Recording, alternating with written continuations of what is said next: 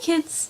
So today I want to talk about something super exciting put on by Centerlink, which is the community of LGBT centers, PFLAG, or the Partnership for Lesbians and Gay People, and Planned Parenthood.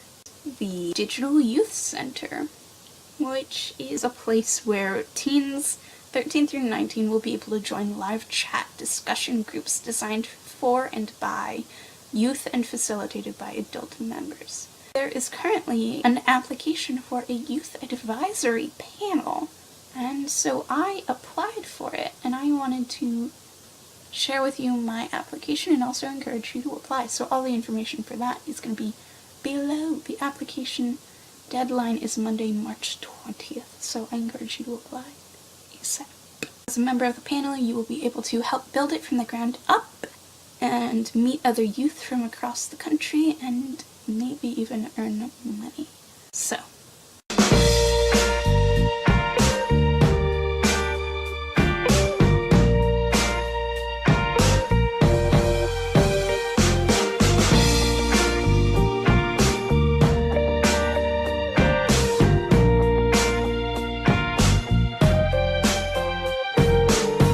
are you currently involved with an LGBTQ youth organization?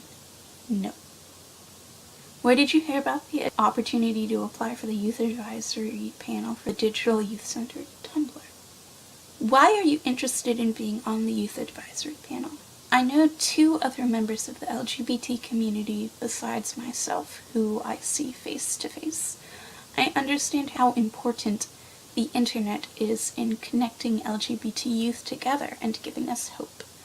The Youth Center excites me, and I wouldn't want to miss out on the advisory panel. What special skills or unique perspectives will you bring to the Youth Advisory Panel?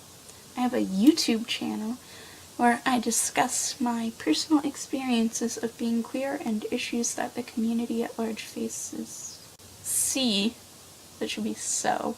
I have some experiences with working to create an online space for LGBT people. In addition, I'm chronically ill, so I bring a unique blend of having an invisible disability, an invisible gender identity, agender, and an invisible sexuality, pansexual. What is your vision for the Digital Youth Center?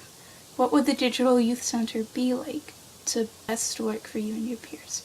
I dream of an online hub that's part massive cafe, where everyone, or as many teenage members of the community as possible, can get to know each other. Part secure conversations for intimate discussions, not necessarily romantic or sexual, but the kind that come from being able to authentically share with people who truly get your experiences. Part database or library, so everyone can have access to accurate information.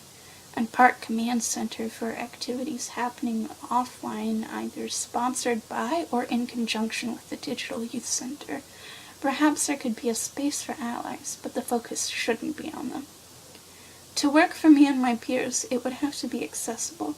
At the very least, all images would have to be captioned, trigger warnings would have to be present and constantly updated, and there could be no audio autoplay. It would have to have reliable information that doesn't misgender anyone who could use the site, and it would have to be easy to navigate. Commitment. And then I basically talk about the various things that I am committed to doing, like with my time, and how I could fit in the obligations. So the Youth Advisory Panel of the Digital Youth Center will meet every other week for 6 to 8 months. Meetings will be in the afternoon or evening by video audio conference, not in person.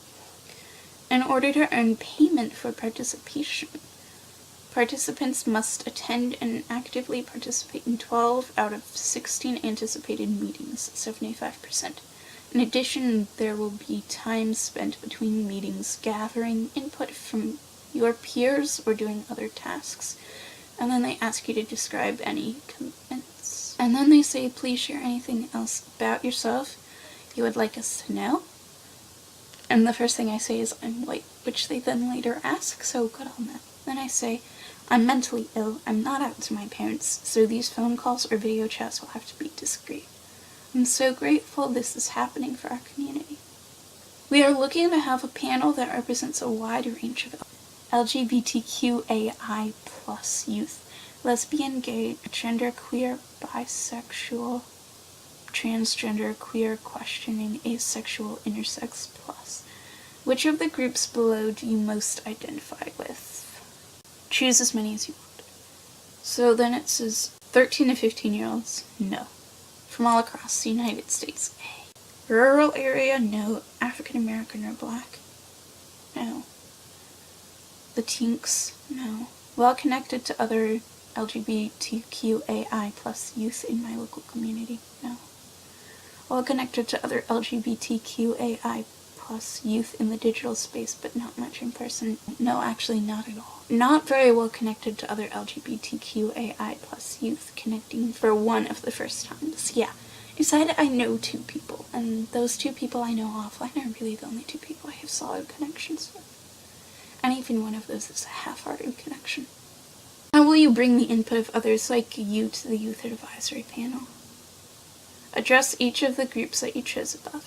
I know 2 LGBTQ youth in person, and I will ask for their input as often as I feel is appropriate. That's true. Best friend who is non-binary, you're gonna hear from me a lot if I get on this. In addition, I know some online, and as my YouTube channel and internet presence in general grows, I anticipate meeting more. Mostly, I just read what others have written, and so I will be able to recount the accounts of people with different experiences, while hopefully not speaking over them. Optional information of value. What best describes your race, ethnicity? White. What is your sexual orientation? Pansexual. What is your gender identity? Agender. What pronouns do you use? They, them. And that's that. So that form took me like 15 minutes total. It took me 40 minutes, but let's be clear. I showered and I took 2 phone calls while I filled this form out.